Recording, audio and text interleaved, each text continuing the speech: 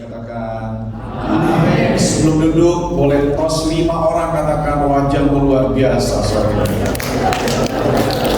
Wajahmu luar biasa. Kasih. Sebelum duduk kasih tepuk tangan dong buat respons yang luar biasa.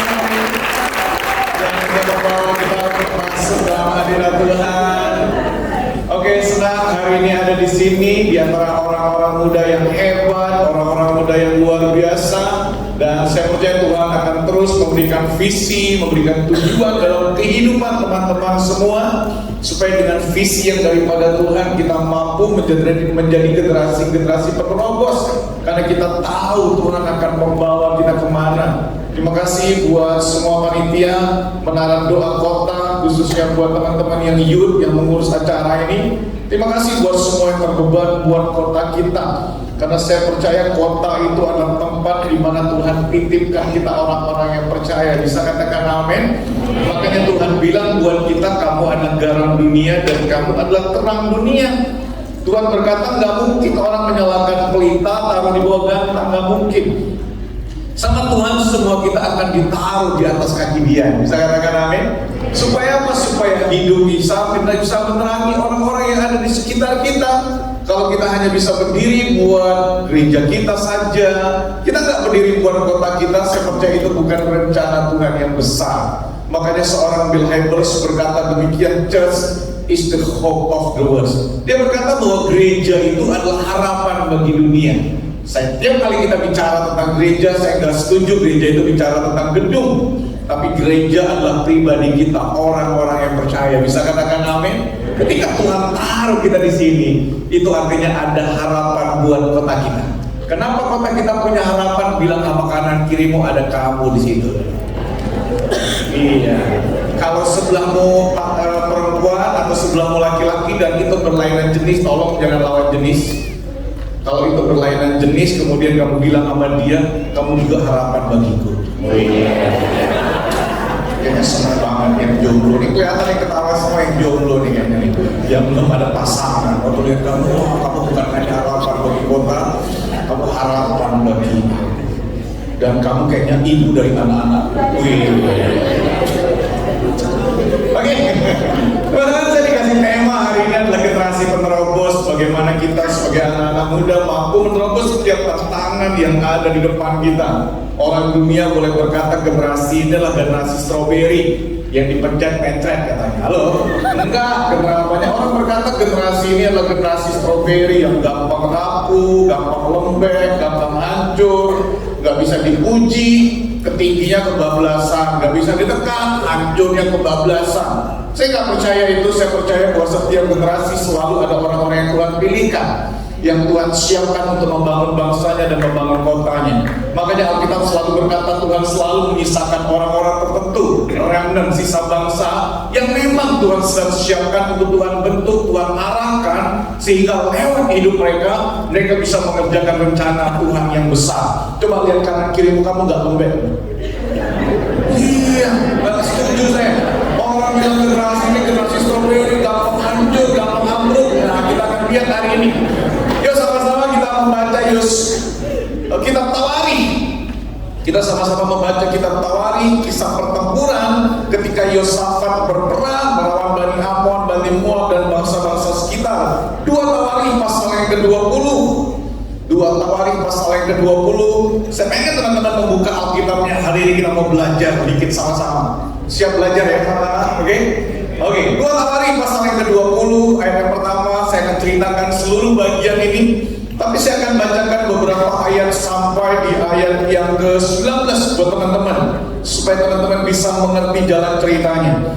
Alkitab berkata demikian, setelah itu Bani Moab dan Bani Amon datang berperang melawan Yosafat bersama-sama pasukan orang Meuni. Datanglah orang memberitahukan Yosafat, suatu laskar yang besar datang dari seberang laut Asin, dari Edom menyerang tuanku. Sekarang mereka ada di Hazeson Tamar, yakni En-Gedi. Yosafat apa? Menjadi takut, lalu mengambil keputusan untuk mencari Tuhan. Ia menyerukan kepada seluruh Yehuda supaya berpuasa. Dan Yehuda berkumpul untuk meminta pertolongan daripada Tuhan. Mereka datang dari semua kota di Yehuda untuk mencari Tuhan.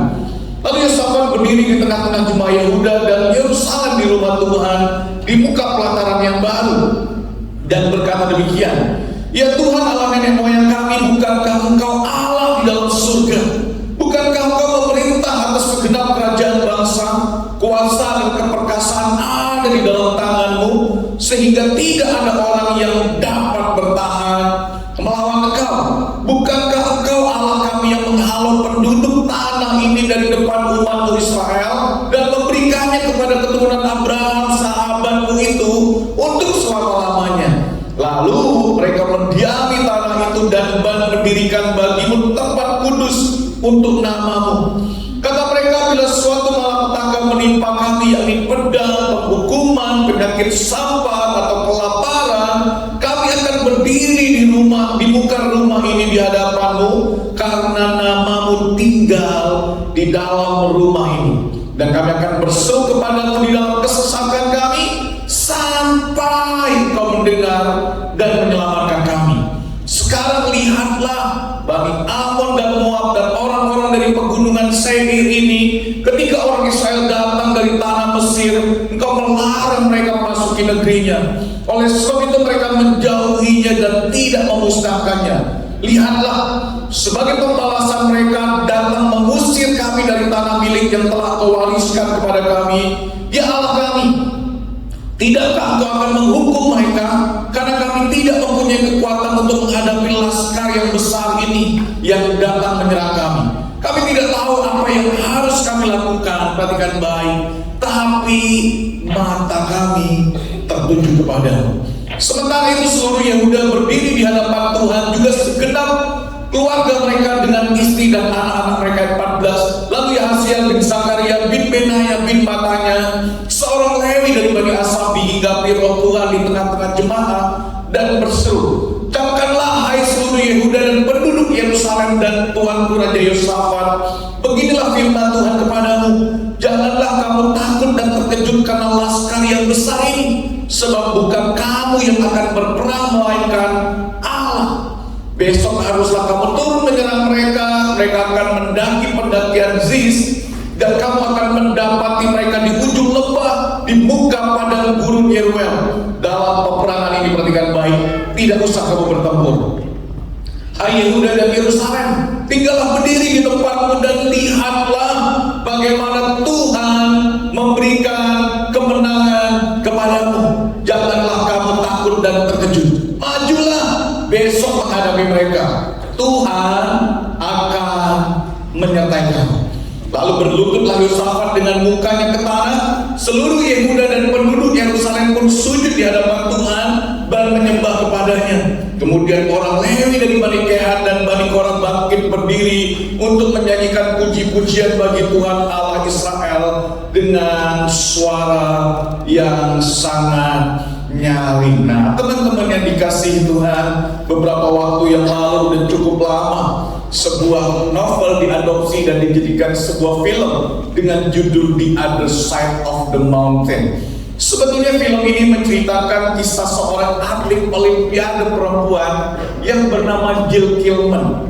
Dia seorang atlet olimpiade yang dipersiapkan untuk mengikuti sebuah pertandingan di tahun 1956. Dia membangun hubungan yang sangat baik dengan pasangan hidupnya. Semua orang di negaranya menaruh harapan bahwa Jill Kilman hari itu pasti akan mendapati medali emas. Kemudian dia berlatih dengan giat, dia berlatih dengan sungguh. Kemudian dalam salah satu penerbangan, tiba-tiba pesawat yang dia mengalami sebuah kecelakaan dan kemudian dia jatuh. Kemudian Jill Kilman ini akhirnya menjadi seorang gadis yang lumpuh. Dia punya prestasi yang baik, sedang membangun hubungan untuk pernikahannya dia. Semua orang memprediksikan dia bahwa dia pasti akan mendapatkan emas di olimpiade itu. Tetapi hanya dalam waktu yang singkat, semua yang menjadi mimpi dalam kehidupan Jill Kilman hilang. Pesawat yang jatuh itu membuat dia lumpuh total. Dia nggak bisa bertanding di olimpiade, tapi dia masih punya pasangan hidup yang setia bersama-sama dengan dia. Setelah lewat beberapa bulan pasangannya mendampingi dia, tapi laki-laki ini berpikir bahwa nggak mungkin aku akan menikah dengan seorang wanita yang lumpuh ini. Kemudian laki-laki ini pun meninggalkan dia. Tambah membuat dia syok, tambah membuat dia depresi. Tapi dia terus membangun kepercayaan dalam dirinya. Gak berapa lama kemudian dia bertemu dengan seorang laki-laki yang sangat mencintai dia. Kemudian mereka menjalani kisah percintaan mereka. Tetapi tragis teman-teman, setelah mereka akan mempersiapkan pernikahannya, kali ini tunangannya naik pesawat, kemudian pesawatnya jatuh dan tunangannya meninggal. Orang berkata bahwa serangan itu datang bertubi-tubi dalam kehidupan Jill Kinman. Nah, teman-teman yang dikasih Tuhan, saya percaya tidak ada seorang pun di antara kita yang hidup tanpa masalah. Dan biasanya masalah itu selalu datang tiba-tiba dan di saat yang gak pernah kita duga. Setuju gak? Masalah itu selalu datang dalam hidup kita di masa yang tiba-tiba. Yang kita berpikir ketika sekolah kita sedang baik-baik, prestasi kita sedang baik-baik, tiba-tiba kita dapat sebuah surat bahwa pacar kita memutuskan untuk meninggalkan kita. Halo? Karena ada seorang yang lebih cantik dari kita, lebih ganteng dari kita menurut dia. Pada waktu kita lihat, kita ngerasa kita lebih cantik dan kita ngerasa kita lebih ganteng. Tapi kenapa dia pergi meninggalkan kita di masa-masa yang sulit dalam hidup kita? Ketika semuanya baik, tiba-tiba bisnis orang tua kita turun drastis karena pandemi, sehingga mereka nggak punya uang untuk menyekolahkan kita di tempat yang sebetulnya kita harapkan untuk kita tiba.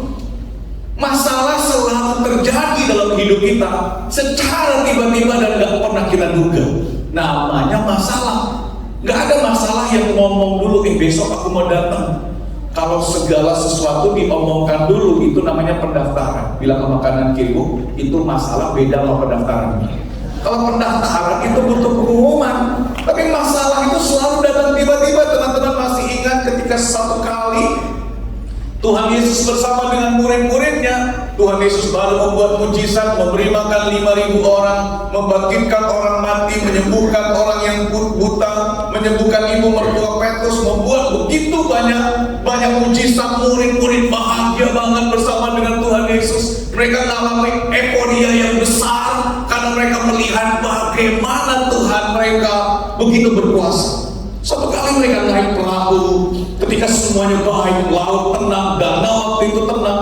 Ketika mereka sedang naik perahu, Alkitab berkata, tiba-tiba datang sebuah angin ribut. Tiba-tiba. Dan waktu angin ribut itu datang, mereka semua panik, mereka semua gemetar. Masalah selalu datang dalam hidup kita di saat yang gak pernah kita duga. Dan percayalah teman-teman, selama kita hidup di dunia ini, nggak ada kehidupan kita yang tidak punya masalah. Halo? Dalam hidup ini hanya ada 2 orang yang nggak punya masalah, atau 2 jenis manusia yang nggak punya masalah. Yang pertama, orang yang nggak punya masalah dalam hidup ini, itu adalah orang gila. Orang gila tuh nggak pernah punya masalah. Kamu mau maki-maki dia nggak pernah sakit hati. Betul nggak? Zaman COVID semua kita takut keluar tuh. Orang gila jalan aja di jalan. Dan anehnya nggak ada satu orang gila pun yang kena COVID. Ya kan?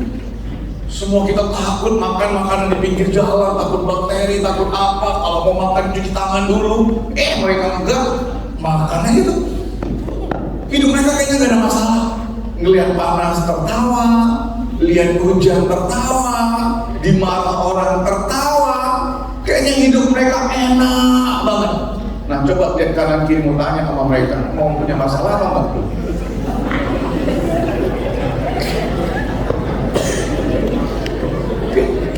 Dan yang kedua teman-teman, orang yang nggak punya masalah dalam hidup ini, yang kedua itu adalah orang yang udah meninggal. Coba orang yang udah meninggal, kamu bilang besok kamu harus bayar uang sekolah, dia nggak ada reaksinya. Kamu tampar dia, plak. Nggak ada dia bangun. Kalau dia bangun, nah itu masalah tambah besar. Hanya 2 jenis manusia di dunia ini yang nggak punya masalah. Yang pertama itu namanya orang gila, dan yang kedua namanya orang mati. Jadi sebetulnya kalau kita punya masalah dalam hidup kita, itu bagus. Kenapa? Berarti kita hidup. Coba lihat wajah-wajah orang bermasalah di samping kanan kiri. Enggak kan? Teman-teman, bukankah Ayub berkata demikian? Bukankah manusia itu harus bergumul di dunia ini? Percayalah, yang punya masalah bukan hanya kita, semua orang itu punya peperangannya sendiri dalam hidup mereka. Semua orang punya halangan tersendiri dalam hidup mereka. Semua orang punya permasalahan sendiri dalam kehidupan mereka setiap hari. Jangan sampai kita berpikir orang itu kayaknya kaya raya, naik mobilnya tinggal milih. Kalau kita milih angkot nomor berapa, dia tinggal pilih mobil yang mana untuk dia naiki hari itu. Semua di antara kita berpikir kayaknya dia nggak punya masalah. Dia pasti punya masalahnya sendiri. Dia pasti punya pergumulannya sendiri. Kayaknya orang itu enak banget. Saya kemarin baru ditemuin dengan papanya, satu anak lulusan SMA terbaik di Singapura, SMA udah dipindahin di Singapura. Kemudian saking pintarnya dia dapat beasiswa di Singapura, di salah satu universitas terbaik di Singapura. Dia dapat beasiswa di situ, dan mata jurusan yang dia ambil sulit banget. Aku aja sampai nggak susah menyebutinnya.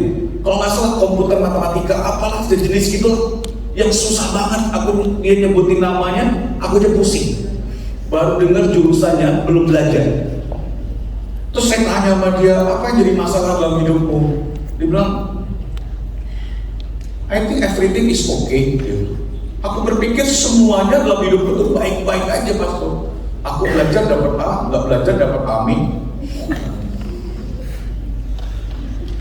Terus saya tanya, nilai terendah yang pernah kamu dapat di kuliah? Oh, sekarang dia semester 5. Kayaknya nilai yang paling rendah amin. Gila, nilai yang paling rendah amin. Kalau kita dapat khotbah baru amin, kalau dia enggak amin. Kalau sekolah beberapa di antara kita mungkin C-nya udah bahagia, B-nya udah bahagia. Ini dia belajar nggak belajar dapat A terus. Terus dia merasa segala sesuatu dalam hidupnya baik. Tiba-tiba saya tanya satu pertanyaan buat dia, baru dia berpikir bahwa itu masalah. Orang yang berpikir nggak punya masalah pun sebetulnya pasti punya masalah. Perhatikan baik teman-teman. Kenapa? Karena tidak ada kemenangan dalam hidup ini tanpa peperangan. Nggak mungkin kita berhasil menerobos segala sesuatu kalau nggak ada tantangan yang ada di depan kita. Kenapa kita disebut generasi penerobos? Karena ketika ada sesuatu yang menghalangi kita, segala sesuatu yang akan menjatuhkan kita, segala sesuatu yang akan menghambat kita, segala sesuatu yang akan membuat kita mundur yang ada di depan kita, tapi sebagai anak-anak muda kita tetap bisa maju, tetap bangkit dan gak pernah menyerah dalam hidup kita. Itu namanya generasi penerobos. Namanya generasi penerobos bukan mereka yang gak punya masalah, tapi bagaimana respon mereka terhadap masalah itu, yaitu yang akan menentukan kemenangan dalam hidup mereka. Bisa katakan amin? Gak ada namanya kemenangan tanpa peperangan. Setuju? Sama halnya gak ada yang namanya naik kelas kalau gak ada ujian. Setiap kita yang menentukan kita kuat atau tidak kuat, bagaimana respon kita ketika kita menghadapi masalah. Yuk sama-sama katakan dengan saya, respon kita menentukan kemenangan kita. Bagaimana respon kita ketika kita menghadapi masalah, itu yang menentukan apakah kita mundur atau kita mampu untuk maju menghadapi segala tantangan yang ada di depan kita. Nah, hari ini kita membaca kisah seorang yang bernama Yosafat. Alkitab berkata pada waktu Yosafat menjadi raja, segala sesuatu dalam keadaan baik, segala sesuatu keadaan damai. Yosafat tenang aja, Yosafat baik banget. Yosafat berpikir bahwa everything is okay, semuanya okay, semuanya gak ada masalah. Tiba-tiba satu kali Alkitab berkata Bani Moab, Bani Amon datang bersama dengan orang-orang Meonim, datang menyerang Yosafat. Alkitab berkata Yosafat sangat menjadi takut. Dia khawatir apakah dia mampu menghadapinya, apakah dia tidak mampu menghadapinya. Tapi yang luar biasa respon Yosafat, itu yang menentukan kemenangan yang akan Yosafat dapatkan. Demikian juga dengan teman-teman. Saya nggak tahu apakah yang jadi masalah dalam kehidupan teman-teman, apakah yang menjadi pergumulan dalam kehidupan teman-teman. Beberapa waktu ini saya merasakan sukacita yang baru dalam hidup saya, memasuki fase yang baru. Karena anak saya baru melahirkan 1 bulan 3 minggu. Jadi hari ini saya udah jadi opa. umurnya tetap 25 tahun terus, nggak pernah tua. Jadi setiap kali orang tanya, Mas Son umurnya berapa? 25 tahun. Jadi setiap kali saya ulang tahun, umur saya berapa? 25 tahun dong. Pokoknya usia saya berhenti di usia 25 tahun. Jadi tahun depan saya ulang tahun berapa? 25. 2 tahun lagi ulang tahun berapa?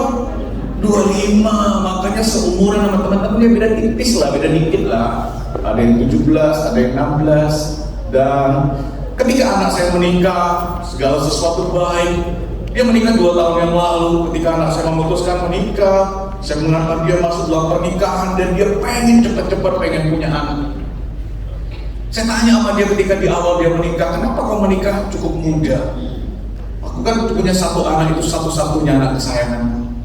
Dan ketika dia akan menikah, saya tanya sama dia, enggak tunggu waktu lagi nak yang panjang supaya papa mama bisa punya waktu sama kamu?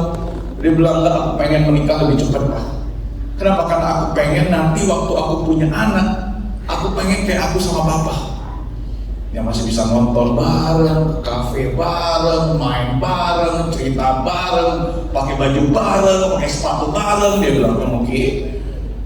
Karena alasannya dia cukup masuk akal. Dia ngerasa dia nggak pengen punya gap yang cukup jauh buat saya, supaya kita nggak bisa komunikasi gitu. Aku nggak mau. Dan hari ini aku sama papa sangat enjoy dan sangat menikmati.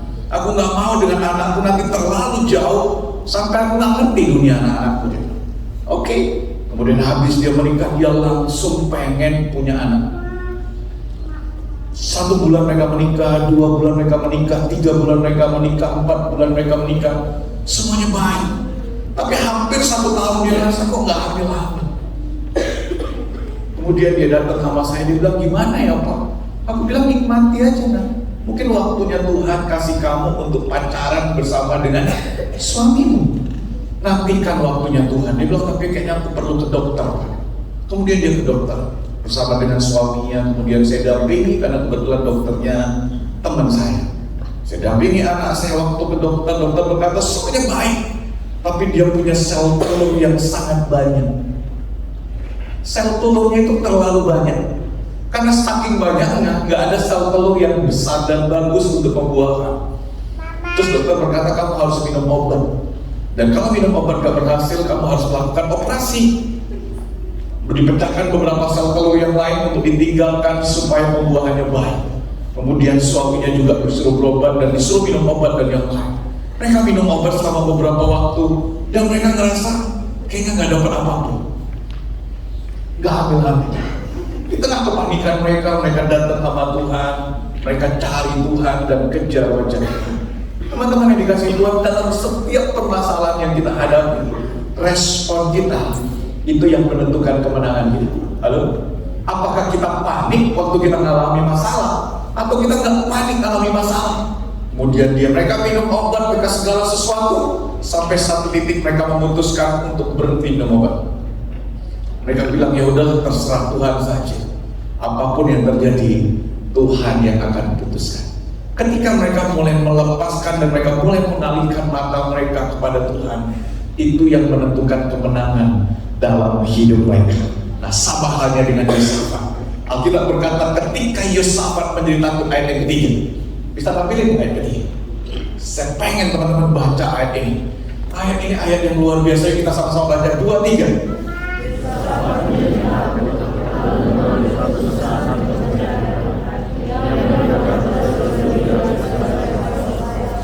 Yang pertama, kalau teman-teman ingin menjadi generasi penerobos, setiap kali ada masalah, setiap kali tantangan, lakukan hal yang sama yang dilakukan oleh Yosafat. Yang pertama, Alkitab berkata Yosafat memutuskan untuk mencari Tuhan. Di tengah ketakutan saudara, di tengah kekhawatiran teman-teman, ketika teman-teman ragu untuk berjalan, yang pertama yang harus teman-teman lakukan, cari Tuhan. Setiap mengalami masalah, apa yang harus kita lakukan? Cari Tuhan. Jangan cepet-cepet ada masalah upload di media sosial. Halo, hari ini aku diputusin pasangan, berharap dapat simpati. Hari ini aku baru nggak bisa bayar uang sekolah. Setiap kali ada masalah, hari-hari ini banyak orang nggak cari sama Tuhan, malah curhat di media sosial. Setiap kali mengalami masalah, nyari sahabat dekat karena kita berpikir sahabat kita bisa menolong kita. Ternyata sahabat kita justru bukan menolong kita, tapi justru membuat kita terpuruk dengan jawaban-jawaban yang mereka berikan buat kita. Setiap kali kita mengalami masalah, kadang-kadang beberapa di antara kita justru kita cari orang-orang lain yang kita pikir dia mampu untuk memberikan nasihat buat kita. Teman-teman, yang harus kita lakukan setiap kali mengalami masalah, cari Tuhan. Seringkali Tuhan itu jadi opsi terakhir buat kita, setuju? Udah minta bantuan sama teman, dijauhin. Minta bantuan sama orang lain lagi, dijauhin. Kalau udah kepepet, baru kita cari Tuhan. Contoh kecil, teman-teman sakit kepala, apa yang lakukan pertama kali? Nyari Panadol, setuju nggak? Nggak boleh sebut merek. Nyari obat-obat tertentu deh. Ini kek, minum obat dulu. Nanti kalau udah minum obat nggak sembuh, cari dokter, setuju nggak? Habis cari dokter udah kepepet, baru cari pendeta, minta didoain. Tuhan tuh selalu jadi opsi terakhir dalam hidup kita ketika mengalami masalah. Tapi Yosua bilang ini, ketika dia mengalami masalah, dia memutuskan untuk mencari Tuhan. Yang keempat, dan Yehuda berkumpul untuk meminta pertolongan daripada Tuhan. Mereka datang dari semua kota untuk mencari Tuhan. Alkitab kata mencari Tuhan itu diulang berkali-kali supaya mengingatkan orang Israel di tengah permasalahan yang mereka hadapi, di tengah tekanan yang mereka hadapi, hanya Tuhan yang mampu memberikan mereka jalan keluar. Bisa katakan amin? Makanya cari Tuhan di tengah kesedihan saudara, di tengah ketakutan saudara, cari wajah Tuhan, bukan kepada yang lain. Makanya bawa seluruh kekhawatiran kita, bawa seluruh kesedihan kita, bawa seluruh air mata kita datang kepada Tuhan, dan biarkan Tuhan yang ganti air mata kita dengan sorak-sorai kemenangan. Bisa katakan amin?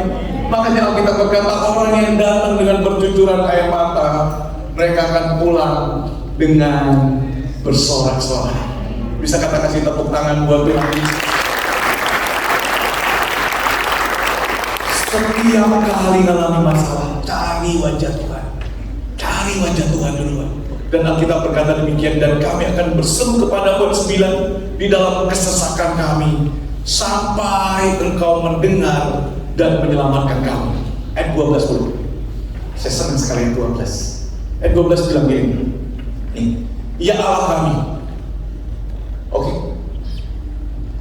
Ya Allah kami, tidakkah Engkau akan menghukum mereka karena kami tidak mempunyai kekuatan untuk menghadapi laskar yang besar ini yang datang menyerang kami dengan baik. Kami tidak tahu apa yang harus kami lakukan, tetapi mata kami tertuju kepada-Mu. Sehingga dalam hidup ini ketika kita menghadapi mata pelajaran yang kita sulit banget buat kita, sampai kadang-kadang kita sulit untuk mengerjakannya. Di tengah-tengah situasi yang sulit, beberapa teman-teman yang sedang kuliah ngadepin dosen pembimbing yang susahnya minta ampun. Bagi kita yang kuliah ngerti banget susahnya ketemu dosen pembimbing, lebih susah daripada ketemu presiden. Kayaknya ketemu Tuhan gampang banget, ketemu dosen pembimbing udah janjian hari ini, kita udah datang sampai depan pintu rumahnya, besok dia bilang datang besok lagi ya, aku lagi ada tamu nih yang lain. Kita pulang, kita datang lagi, tiba-tiba disuruh cuci mobil duluan, udah bantu bapak cuci mobil duluan, kemudian tiba-tiba pas kita mau ketemu sama kita, ketemu dengan orang lain lagi. Kayaknya susah banget. Di tengah-tengah segala situasi yang kita alami, beberapa teman-teman mungkin mengalami sakit yang dokter berkata kita udah gak ada harapan untuk kita bisa disembuhkan. Tapi di tengah-tengah situasi itu, Alkitab berkata, cari wajah Tuhan.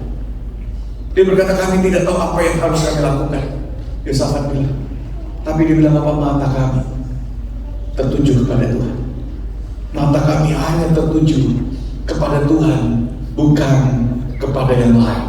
Perhatikan baik teman-teman, ketika Tuhan satu-satunya yang kita miliki dalam hidup ini, ketika hanya tinggal Tuhan yang kita miliki, itu artinya kita punya segalanya yang kita butuhkan dalam hidup kita. Bisa katakan apa? Banyak di antara kita bilang, aku udah gak punya apa-apa lagi. Aku udah gak punya apa-apa, Mas. Besok aja mau bayar uang sekolah gak tahu. Besok aja mau makan gak tahu. Orang tua aku aja sampai hari ini aku gak tahu. Ketika kita berpikir bahwa kita udah gak punya apapun dalam hidup kita, dan kita berpikir kita hanya punya Tuhan, engkau bukan punya hanya Tuhan, tapi engkau punya Tuhan. Kalau engkau punya Tuhan, engkau punya segalanya yang engkau butuhkan. Dokter vonis saya meninggal tahun 2003-2004. Beberapa banyak teman-teman yang dulu datang waktu saya bicara di tempat ini pertama kali. Jadi, ayo dong, angkat tangan dong. Ini serius nih, ada yang datang waktu saya baru pertama nih. Jadi ada yang tahu nggak nama saya siapa? Serius? Oke. Aku kok jadi bingung harus memperkenalkan diri atau tidak memperkenalkan diri. Oke, nama aku Indra Puspa. Saya punya satu orang istri, nama istriku Yodia Elizabeth Kandok, dan aku punya satu orang anak namanya Alfausa Farah Virginia, dan dia punya suami namanya Marcelino, dan aku punya cucu hari ini namanya Senju Minoru. Nama panggilannya Minoru. Wah, namanya wangel men. Aku bilang mantuku, nak kasih nama anakmu jangan angel-angel dong. Papa susah panggilnya.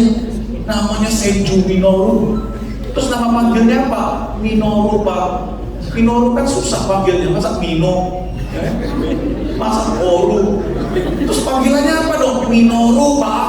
Kok namanya gampang, Budi, Slamet, Ceng-ceng gitu loh, enak panggilnya. Namanya Senju Minoru, dan aku melayani pekerjaan Tuhan di salah satu gereja di Semarang, di FGF Semarang. Dan jangan cerita gerejaku yang hari ini Tuhan sedang bekerja buat kita, bukan karena kita semua, karena anugerah Tuhan, semua karena kebaikan Tuhan. Dan hampir semua jemaat kita juga usia muda-muda. Market terbesar dan terbanyak di gerejaku usia 20 sampai 35 tahun. Kemudian market kedua terbesar di gerejaku adalah 35 sampai 50 tahun. Kemudian market ketiga yang terbesar di gerejaku usia 17 sampai di usia 20 tahun. Kemudian setelah itu baru di usia 12 sampai di usia 17. Dan sebentar lagi besok Jumat kita akan retret, karena di gedung yang kita pakai nggak cukup muat, kita limit cuma 100 peserta anak-anak SD, anak SMP sampai SMA yang ada di gerejaku. Kita buka pendaftaran 1 minggu, pendaftaran kita udah tutup. Karena kita cuma batasi 100 orang aja yang ikut retret bersama-sama dengan kita. Besok Jumat kita akan retret. Teman-teman, seringkali ketika kita berpikir kita nggak punya segala sesuatu, kita hanya punya Tuhan. Sama halnya dengan aku berpikir aku nggak punya masa depan. Bagi teman-teman yang kemarin nggak hadir, terpaksa aku harus cerita hari ini. Kalau nggak, aku mau melanjutkan ceritanya. Karena waktu itu aku janji aku ingin melanjutkan ceritaku. Aku lahir dari keluarga yang hancur dan berantakan. Aku nggak pernah punya cita-cita pengen jadi pendeta. Cita-cita terbesar dalam hidupku pengen jadi mafia. Ada nama mafia ya? Sebenarnya pengen jadi boy band kayak BTS gitu. Tapi kayaknya udah terlalu tua, udah bisa di BTS ya kan. Aku lahir dari keluarga yang kecil banget, maksudnya keluarga yang miskin banget. Mau sekolah aja aku nggak punya uang untuk sekolah. Kelas 3 SD aku sudah harus bekerja. Kalau nggak kerja aku nggak bisa bayar uang sekolah. Papaku seorang yang mabuk-mabukan setiap hari. Aku lahir dari istri kedua dari mamaku. Kemanapun aku pergi, semua orang menghina, kamu anak Arab, kamu anak wanita yang tidak baik. Lengkap sudah penderitaanku. Dan aku merasa tidak ada sesuatu yang spesial dalam hidup. Ini handphone siapa nih? Musik leader tadi? Oh, bukan handphone gue, gak apa-apa. Gak apa-apa bro, tak pinjam dulu bro. Mau tak jual? Teman-teman, prinsipnya dalam hidup ini segala sesuatu kan akan kita perlakukan sesuai dengan nilainya. Setuju? Ini aku ajari waktu pertama kali kesini kemarin. Prinsipnya segala sesuatu kita akan perlakukan sesuai dengan nilainya. Benar ya? Seandainya ini emas, namamu siapa? Angel, namamu secantik malaikat ada di dalam hidup. Ini nggak rayu nih, serius beneran. Aku udah punya istri, udah punya anak. Seandainya ini emas belakangan dan Mas. Aku kasih buat kamu. Mas, dikasih buat kamu.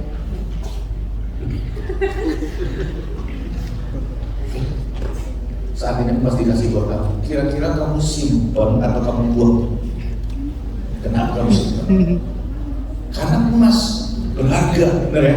Kan prinsipnya kita akan memperlakukan segala sesuatu sesuai dengan nilainya. Kalau kita ngerasa ini mahal, kita akan pegang baik-baik, kita akan simpan baik-baik. Tapi kalau kita ngerasa nggak mahal, kita buang, setuju ya? Seandainya saya kasih ini sampah nih buat kamu, kira-kira ada apa ini? Buang aja, nggak apa-apa. Dan dia berdoa sepanjang malam. Bantu hamba. Ganti handphone yang baru. Amin. Segala sesuatu dalam hidup ini kita akan perlakukan sesuai dengan nilainya. Benar ya? Kalau kita ngerasa bahwa apa yang ada di tangan kita ini mahal, kita pasti akan jaga baik-baik dan kita akan simpan baik-baik. Tapi kalau kita ngerasa bahwa apa yang ada di tangan kita ini nggak mahal, kita akan buang dan kita akan gampang. Setuju? Nah, saya merasa nggak ada sesuatu yang mahal dalam hidup saya. Aku merasa nggak ada sesuatu yang spesial dalam hidupku. Aku lahir di keluarga yang miskin, dan istri kedua dari papaku tukang mabuk. Semua orang di kampungku tuh selalu bully kan. Kamu anak wanita yang gak baik. Saya udah cerita sama teman-teman, satu kali saya main ke rumah tetangga. Dan waktu saya sedang main, tiba-tiba mamanya bilang sama anaknya, usir Indra keluar dari rumah ini. Karena dia anak orang miskin, anak tukang mabuk. Dan dia istri kedua dari bapak. Anak istri kedua dari bapak. Dan saya pergi dari rumah itu sambil nangis. Hari itu. Dan saya bilang sama papa saya benci jadi anak papa. Kenapa saya tak jadi anak presiden? Karena saya merasa nggak ada sesuatu yang spesial dalam hidup saya buang hidup saya di tempat sampah. Saya jatuh di narkoba. Saya kuliah di Bandung tahun 93. Udah tahu usianya berapa? 93 aku kuliah di Bandung. Dan selama kuliah di Bandung aku nggak pernah kuliah. Aku narkoba di Bandung. Saya nyuntik putau dari tahun 93 sampai 96. 96 aku selesai, bukan karena berhasil kuliah dengan baik, tapi 96 aku pulang ke Batam karena aku ketagihan putau. Pacarku waktu itu yang bukan istriku sekarang. Itu kasih tahu keluargaku dan keluargaku jemput aku. Penerimaan mereka membuat aku pulih, aku sembuh sebentar. Tapi kemudian aku jatuh di narkoba yang lain. Aku memutuskan berhenti, tinggalin semua pekerjaanku, aku memutuskan jualan narkoba di Batam. Batam, Singapura, Malaysia, Jakarta, Medan. Sampai satu kali seorang mengenalkan aku sama Tuhan Yesus dan perjumpaanku dengan Tuhan itu yang memulihkan hidupku. Jadi aku percaya sekali kalau ada orang bilang tidak ada orang yang tidak bisa dipulihkan. Aku bilang semua orang bisa Tuhan pulihkan dan semua orang bisa Tuhan pakai. Kalau aku hari ini bisa berdiri di tempat ini semua karena Tuhan. Aku gak pernah punya cita-cita pengen jadi pendeta. Aku gak pernah punya cita-cita pengen bangun gereja. Aku gak pernah punya cita-cita pengen jadi gembala, gak pernah. Tapi apa yang gak pernah aku pikirkan itu yang Tuhan sediakan bagi orang yang percaya pada Tuhan. Bisa kasih tepuk tangan. Apakah aku sudah tahu zaman-zaman lagi sakau itu kan apapun kita lakukan. Zaman itu kadang-kadang kita nggak mampu beli jarum suntik karena udah nggak kuat, kita pakai jarum suntik bareng sama teman-teman. Tahu nggak kepanjangan sakau? Sakau itu artinya suntikan engkau. Di besok kalau lagi jatuh cinta bilang sama ceweknya, aku sakau sama kamu. Wih, jangan-jangan kucing banget, Teman-teman, karena aku suntik, nukerin baru jarum suntik sama teman-temanku, akhirnya aku kena hepatitis C. Dan aku tahu aku kena hepatitis ini tahun 2002. Aku tahu aku kena hepatitis C dan dokter tanya kapan kamu nyuntik pertama kali. Aku bilang tahun 94. Dia berkata masa inkubasinya itu sekitar sampai 8-10 tahun sampai jadi serosis. Dan dokter meriksa ternyata aku kena tipe 1A yang secara medis 98% yang mungkin sembuh. Dan dia berkata kamu pasti meninggal 2003. Masa-masa itu aku sulit untuk percaya. Akhirnya aku memutuskan untuk suntik interferon untuk mencegah, dan dokter berkata paling itu memperpanjang usia 1 atau 2 tahun. Teman-teman, di tengah keputusasaanku, di tengah kepanikanku hari itu, aku cuma memutuskan untuk mencari Tuhan. Ayat ini bilang ketika kita nggak tahu apa yang harus kami lakukan, Yosafat bilang, mata kami hanya tertuju kepada Tuhan saja. Dan kalau hanya Tuhan yang kita punya dalam hidup kita, artinya kita punya segala yang kita butuhkan. Bisa katakan amin? Amin. Dan hari ini aku sudah melewati banyak tahun dari prediksi dokter. Kalau hari ini aku bisa berdiri di tempat ini, semua karena aku punya Tuhan dalam hidupku. Bisa katakan amin? Kenapa kita harus takut dalam hidup kita? kalau memang kita punya Tuhan yang besar. Secara manusia aku takut, secara manusia aku khawatir. Tetapi selama aku punya Tuhan dalam hidupku, aku percaya tidak ada kemenangan yang tidak bisa aku alami bersama dengan Tuhan. Jika pertempuran, tidak ada pertempuran yang terlalu besar dalam hidup kita kalau Tuhan bersama dengan kita. Makanya firman Tuhan tadi berkata, kenapa kamu perlu takut? Ayo sahabat, lihat, aku yang akan berperang ganti kamu. Perhatikan baik teman-teman. If the battle is not yours, why you worry? Kalau memang pertempuran itu bukan menjadi milikmu, kenapa kamu perlu takut? Masalah boleh ada, tantangan boleh ada. Tapi kalau kita punya visi buat kota kita, Tuhan panggil kita untuk menggenapkan rencana Tuhan yang besar. Bagian kita cuma cari wajah Tuhan dan biarkan Tuhan yang bekerja ganti kita. Makanya Tuhan berkata, kamu gak usah berperang dan kamu akan lihat bagaimana Tuhan yang akan memberikan kemenangan padamu. Perhatikan baik teman-teman. Peperangan memang harus kita hadapi. Semua peperangan pasti kita harus kita hadapi. Tetapi Tuhan yang akan memberikan kemenangan buat kita. Bisa katakan amin? Yang pertama, generasi penerobos adalah generasi yang mau terus mencari Tuhan dalam hidup mereka. Yang kedua, kita berkata ketika ada pertempuran, naikkan percayamu. Katakan naikkan percayamu. Jangan kekhawatiran kita yang kita naikkan, jangan ketakutan kita yang kita naikkan. Alkitab berkata setiap kali kita mengalami masalah, naikkan percayamu. Ayat 20. Alkitab berkata demikian, dengar hai Yehuda dan penduduk Yerusalem, percayalah kepada Tuhan Allahmu dan kamu akan teguh. Dia berkata percayalah kepada nabi-nabinya dan kamu akan berhasil. Dia berkata setiap kali kita mengalami masalah, cari wajah Tuhan, dan bukan hanya cari Tuhan, naikkan rasa percaya lu kepada Tuhan. Teman-teman, kata percaya dalam bahasa Inggris pakai dua kata. Apa aja? Yang pertama apa? Trust. Yang kedua, believe. Apa bedanya trust and believe? Halo? Sama-sama percaya. Makanya Alkitab berkata trust, not just believe. Trust, not just believe. Apa bedanya trust and believe? Ada yang bisa jawab? Nanti bisa foto sama saya.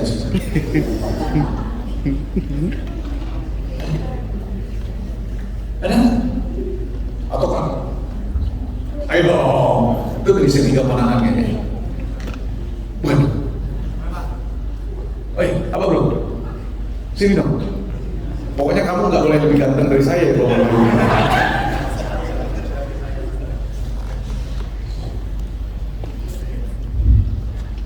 Ya, abis ini dia ganti norma buat aku.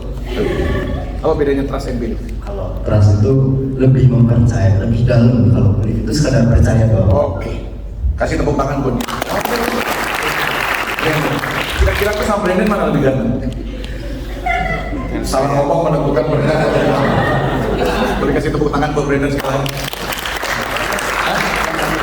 Oh iya, boleh dong.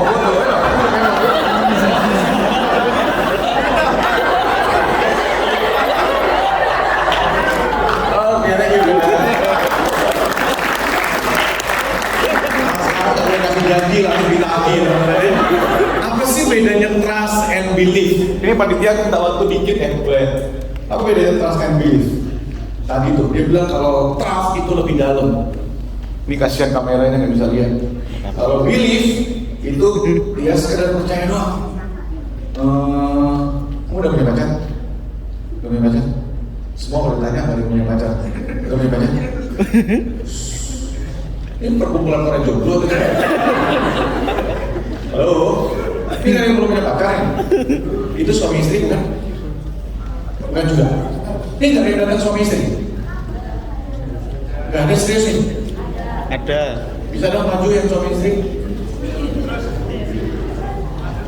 Ayo dong yang suami istrinya datang. Ayo dong maju ke depan, maju ke depan, maju ke depan. Ayo masuk terus. Ayo Mbak Maria. Cie. Yang belum nikah. Udah berapa tahun menikah nih? Udah berapa tahun menikah? Biasa laki-laki hitung dulu, wanitanya lebih tahu. Kalau mas jawabannya menentukan tidur di sofa atau tidur di dalam. Siapa namanya? Dani Pak. Dani, aku kayaknya pernah ketemu Dan. Iya. Nama pasangannya? Rina, Rina. Oke, Rina. Dani ganteng nggak? buat saya kan. Nah, si Dani ya. Siapa nama bro? Hah? Agung. Oh. Apa tadi? Rina. Rin. Agung ganteng nggak ya? Enggak.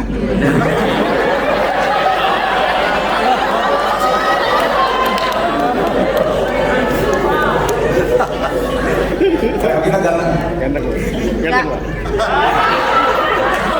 Aku gantian tanya suaminya. Ini cantik nggak? Berapa?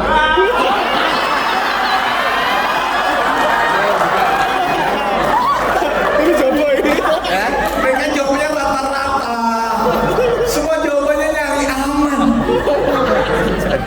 Saya ganteng nggak? Enggak. Susah nih. Sudah kakek-kakek. Iya. Aku jadi bingung jelasinnya. Karena dia bilang semuanya gak ada yang ganteng nih. Aku percaya pasti dia cakep. Karena dia laki-laki. Iya kan? Ganteng nggak? Enggak. Ganteng kan enggak? Cakep nggak tapi? Cakep. Cakep. Kayak pantun ya Pak. Enggak. Sama Daniel. Cakepan Daniel sih ya. Dani. Jadi, Sama Dani. Cakepan kamu dan Dani. dia kan enggak tahu, Pak. Makanya kamu memilih untuk menikah sama Dani. Nah teman-teman, dia percaya bahwa ini cakep. Dia percaya ini baik. Percaya kan? Percaya nggak ini baik? Baik. Baik kan? Percaya nggak ini diurapi Tuhan? Baik ini. Iya. Masih kan? Tapi kenapa memutuskan untuk menikah sama Dani? Karena Tuhan sudah siapkan dia untuk saya. Nah, itu namanya trust.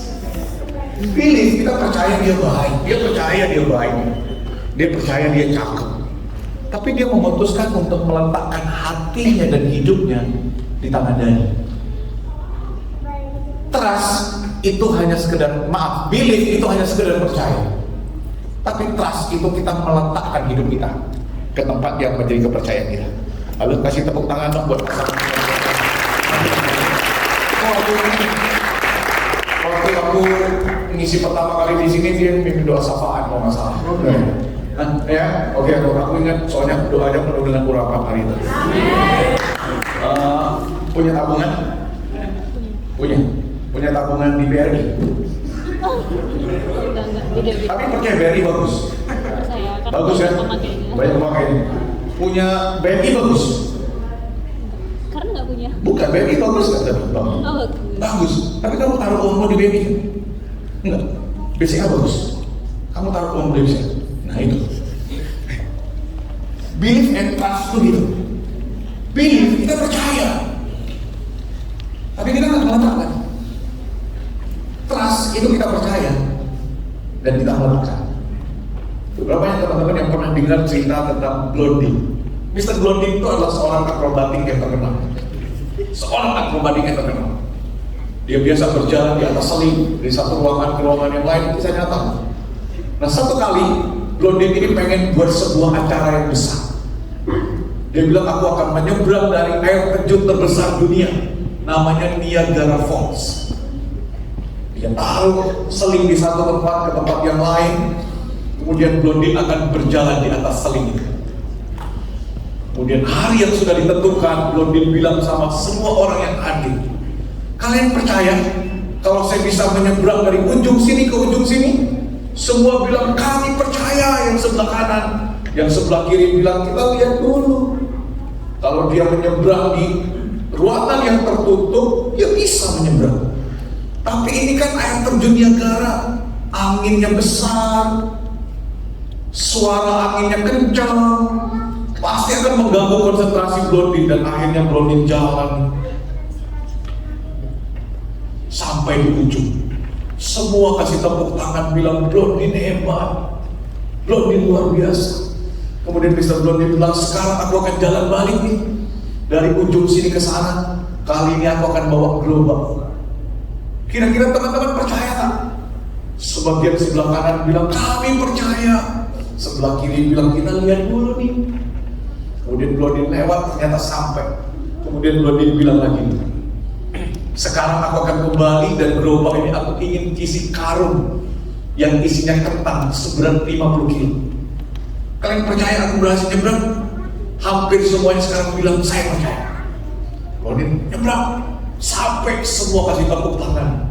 Terus Blondin bilang lagi, sekarang aku akan kembali, tapi karung kentang ini aku akan keluarkan dan aku akan isi orang. Kalian percaya aku bisa menyeberang? Semua bilang saya percaya, tepuk tangan. Terus sama Blondin ditanya, kamu percaya saya bisa menyeberang? Bisa, dia bilang. Siapa yang ngomong? Mikael. Hei, Mikael naik dalam gelombang ini. Yang tadinya percaya, Mikael bilang jangan saya belum menikah. Terus tanya lagi, kamu percaya saya bisa naik, saya bisa menyeberang? Dia bilang saya percaya, kamu naik, jangan saya belum punya anak. Semua ditanya yang tadinya percaya, gak ada satu orang pun yang mau naik dalam gelombang itu. Semua bilang percaya. Sampai satu kali datang seorang anak kecil lari masuk dalam gelombang ini, dibawa sama Mr. Blondin sampai sebelah. Semua orang kasih tepuk tangan. Yang jadi penasaran siapa anak ini. Satu kali wartawan tanya, kenapa kamu berani duduk dalam gelombang ini? Kemudian anak ini bilang, dia bapakku. Itu ternyata anaknya Mr. Blondin. Kenapa dia berani duduk dalam gelombang ini? Karena dia anaknya Mr. Blondin. Dia berani mempertaruhkan hidupnya di tangan papanya. Siapa kita di hadapan Tuhan? Kita anak itu, coba lihat kanan kirimu, bilang kamu anak Tuhan atau anak tetangga? Kalau memang kita anaknya Tuhan, kita berani meletakkan masa depan kita dalam tangan Tuhan yang pegang kendali dalam hidup kita. Bisa katakan amin? Amin. Naikkan percaya kita sama Tuhan.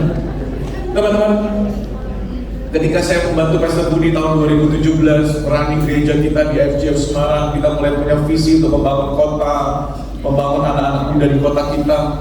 Setiap kali kita nongkrong di coffee shop, kita selalu lihat anak-anak muda yang usianya 19 tahun, mereka yang baru pulang kuliah, baik dari luar kota maupun dari luar negeri. Mereka selalu nongkrong di coffee shop, mereka nongkrong di bar, mereka nongkrong di tempat-tempat yang terbaik di kota kita Semarang. Setiap kali kita lihat mereka, kita selalu berpikir di mana mereka di hari Minggu. Di mana mereka di hari Minggu? Kenapa kita nggak pernah lihat wajah mereka di gereja kita? Entah mereka ke gereja yang lain, tapi kita meragukan kalau mereka mulai ke gereja. Kita mulai Tuhan kasih visi untuk membangun kota, membangun gereja, membangun segala sesuatu, kontribusi yang terbaik untuk segmen tertentu di gereja kita. Kemudian gereja kita mulai growth. Dan ibadah kita udah mulai gak muat di ruangan yang kecil pada waktu itu. Tiba-tiba Tuhan kasih visi kita untuk membangun gereja kita. Waktu kita membangun gereja kita berpikir cukup gak ya? Uang yang kita punya cukup gak segala fasilitas yang akan kita bangun untuk gereja kita? Akhirnya Desember 2017 kita memutuskan untuk memunggal gereja kita sewa tanah di sebelah gereja kita. Kemudian kita bangun bangunan yang sangat sederhana, perhatikan baik. Kalau kita udah punya visi, fasilitas itu nomor yang kedua, Tuhan sediakan buat kita. Bisa katakan apa ya? Kemudian kita bangun gereja sementara di gedung sementara kita, hanya dari partisi yang kapasitasnya cuma muat 400 orang. Ya, ada orang Semarang cuma muat untuk 400 orang di gedung sementara kita. Tapi justru di gedung sementara kita Tuhan kirimkan banyak jiwa baru yang datang di gedung sementara kita. Dulu kita berpikir waktu kita bangun gereja kita yang sekarang, kita pikir itu gereja besar. Walaupun sebetulnya gedungnya gak besar-besar banget. Dulu kita pikir bisa gak ya? Penuh gak gereja kita ya? Ternyata waktu kita buka Februari 2019, gedung gereja kita selesai, kita pindah ke gedung yang baru. Hanya dalam waktu 3 bulan, ibadah pertama kita, ibadah kedua kita udah gak muat. Kemudian kita mulai nyiapin untuk ibadah kita yang ketiga. Kita ibadah yang ketiga, sekarang kita ibadah jam 8, 10, 11, 45. Dulu gereja kita berpikir bahwa gak mungkin akan ada orang. Sekarang gereja kita Tuhan kirimkan anak-anak muda, kirimkan anak-anak yang kuliah dari Melbourne, dari Sydney, dari Amerika, dari mana. Mereka yang pulang yang waktu itu mereka memutuskan agnostik, mereka memutuskan ateis, mereka memutuskan untuk gak percaya Tuhan, mereka pulang. Sekarang hampir semua mereka kita lihat hari Minggu ada di gereja yang Tuhan percayakan buat kita. Yang perlu kita lakukan cuma apa? Naikkan percaya kita sama Tuhan. Setiap kali kita mengalami masalah, hari ini Tuhan sediakan segala sesuatu yang kita butuhkan.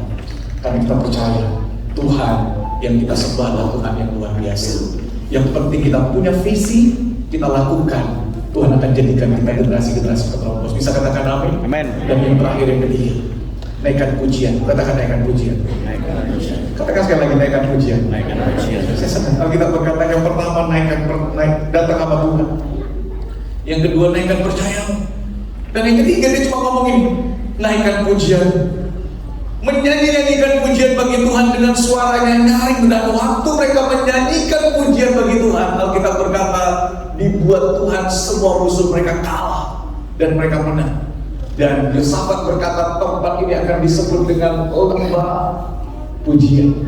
Kenapa? Karena di mana ada kuasa Tuhan mengalir, pujian Tuhan dinaikkan, maka tidak ada sesuatu yang bisa menghalangi kita. Segala tembok akan Tuhan runtuhkan, segala belenggu akan Tuhan patahkan, dan segala sakit akan Tuhan sembuhkan. Bisa katakan amin? Amin. Yang penting kita naikkan pujian kita buat Tuhan, dan kita akan melihat bagaimana Tuhan memberikan kemenangan buat kita semua. Saya nggak mau panjang khotbah saya hari ini, tapi mau nggak teman-teman saya undang untuk bangkit berdiri bersama-sama hari ini. Kita datang sama Tuhan hari ini, kita sembah Tuhan hari ini. Saya udah worship leader, singer bantu saya nyanyi.